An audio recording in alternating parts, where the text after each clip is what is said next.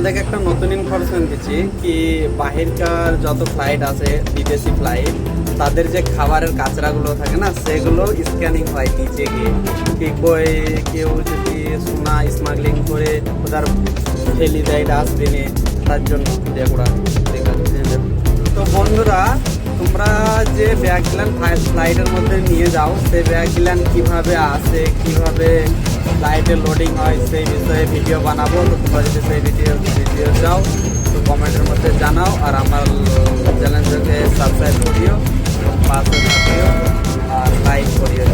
বহুত কষ্ট করে ভিডিওগুলো বানাই, আমাদের এই ভিডিও বানাতে মানা আছে তবু বানাচ্ছি তোমাদের জন্য।